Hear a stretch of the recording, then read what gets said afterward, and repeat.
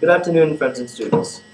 Today I bring to you something that I believe is as appalling as the Holocaust during World War II. It is my hope to bring you information that will hopefully make you aware of human trafficking and help to bring a stop to it. Human trafficking is the illegal trades in human beings for sexual exploitation or forced labor purposes. The two main types of human trafficking. There are two main types of human trafficking. The first type is the transportation of legal aliens. And the second type is kidnapping for sales or prostitution or slavery.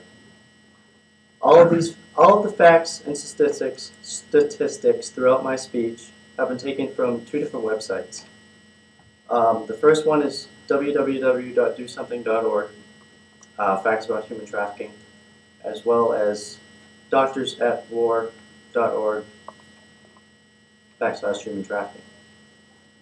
According to an estimate taken from all over the world, about 80% of trafficking involves sexual exploitation and 19% involves labor exploitation. Of the 19% involving labor exploitation, it is split up into three different forms of labor: child labor, bond labor, and forced labor. Child labor is any trafficking or labor forced onto a child who would be under the age of 18. This makes up about half of all the trafficking victims. Bonded labor is when a victim is bonded to the trafficker and forced to do the labor, most likely to pay a loan or any other forms of debt that they may owe to somebody. Forced labor is labor that is forced upon a victim to do, either by threat, violence, or harm to the victim. It is estimated that there are about 27 million slaves enduring any one of these forms of labor or sexual exploitation around the world.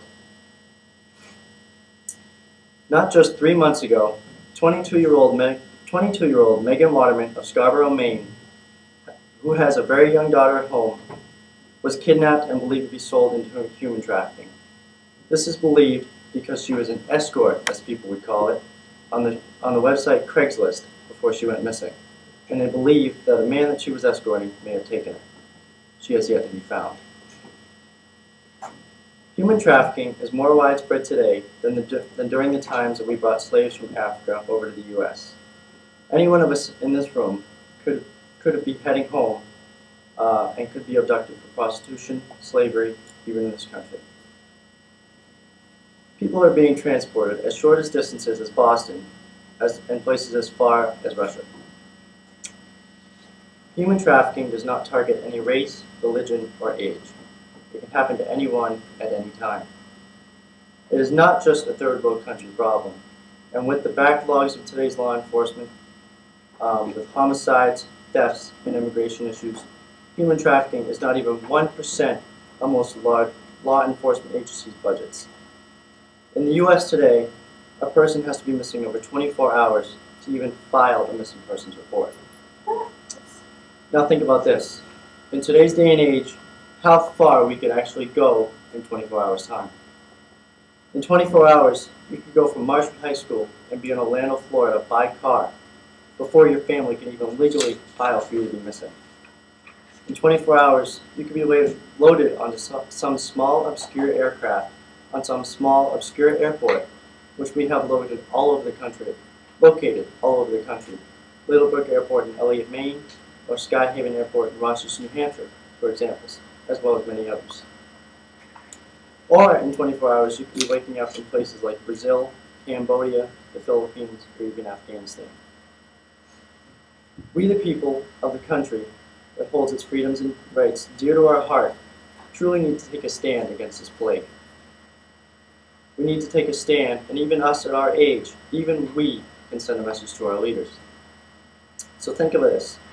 Most of you who took a gym class your freshman year, the Nikes you were wearing, or even the clothes you're wearing now on your back, even the video games that you go home to play hours on end, all have history of being made by slave labor. Even today, the kids in Africa are being ripped from their families and forced to work to death in diamond mines and many other mineral mines in different rebel armies. Human trafficking is the second largest criminal enterprise in the world, and also the fastest growing as well. Most victims of human trafficking suffer from malnutrition and are subject to severe dental decay and severe pain. As of 2006, figures showed that for every 800 people who are made a victim of human trafficking, only one trafficker is convicted of the crime. Not only is it the federal and local government's responsibility to keep ourselves safe, but it is our responsibility to keep ourselves safe. We as individuals need to learn the signs of a possible abduction and how to keep ourselves from putting ourselves in the position of being abducted. Always try to walk in prayers. Always try to let people know where you are going, or when you are leaving, or when you arrive in a new place. In a perfect world, there would be no fear of harm in any way. But as many of you have already realized, this is far from the perfect world. So it is our responsibility as Americans and humans to stop the evil of human trafficking. Please take the time to go to www.meganwaterman.com and read about somebody who is not very far from us, or far from where we are now. And please go to www.endhumantrafficking.org and take the time to be aware of what to look for.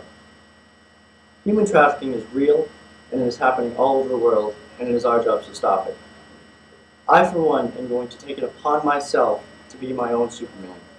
I will do everything in my power to protect those who cannot protect themselves. I advise you all to do the same. Thank you.